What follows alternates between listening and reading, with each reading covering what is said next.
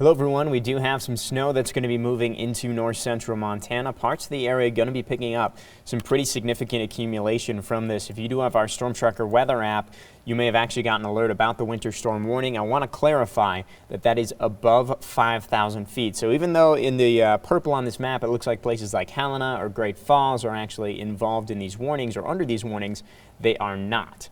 It's above 5,000 feet. We're really only expecting accumulation at and near some of the higher elevations.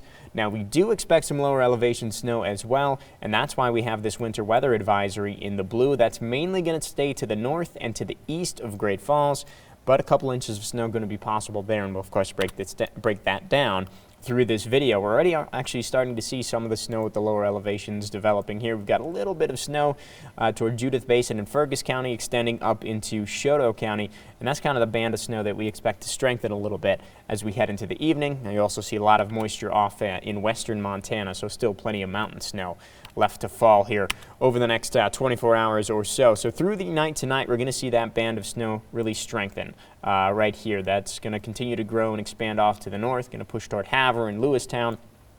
And not terribly intense tonight.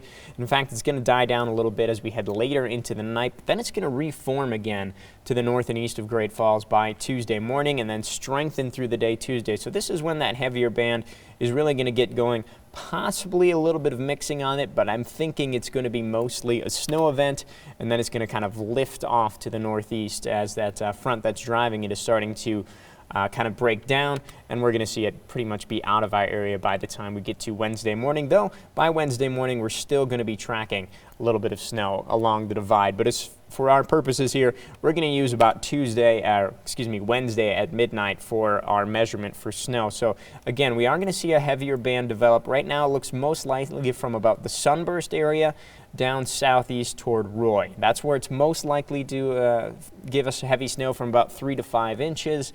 It could shift a little bit as that front sets up in a slightly different place, so we'll watch it closely, but it does definitely look to stay north and east of Great Falls, so definitely slippery roads in that area. The most significant impacts, though, as we said a little bit earlier, are going to be in the mountains. Here's your mountain snow forecast. About 12 to 18 inches for the Little Belts, 5 to 8 toward Rogers Pass, 3 to 5 McDonald Pass.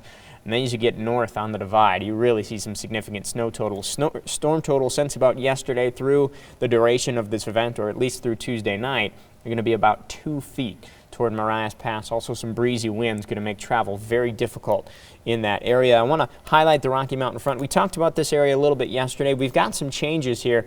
The snow in general, the heavier band of snow has shifted a little bit off to the north and east, so that brings a little less snow toward places like Cutbank from this, and also a little less toward Browning and Heartbeat, because it looks like the heavier snow is going to be pretty close to the divide. St. Mary could still get quite a bit of snow out of this, and of course as you get up toward Marias Pass and into Glacier Park, we're going to be seeing a lot of snow. Now, as far as temperatures are concerned, with that cooler air settling in, it's going to be a little chillier to the northeast tonight. 16 in Glasgow, 24 in Havre, and the same thing is true tomorrow. So places like Havre going to be about 28 degrees for the high temperature there, 21 for Glasgow behind that front. Great Falls, Helena, even Lewistown, we're on the right side of that front, the warmer side of that front, I should say, and that's going to limit the amount of snow we're going to be able to see. So most of those areas really not going to see all that much in the way of accumulation. As far as winds, still going to be a little on the breezy side tomorrow, so it's definitely still going to be gusty, and the potential for some blowing and drifting snow will make travel even more difficult.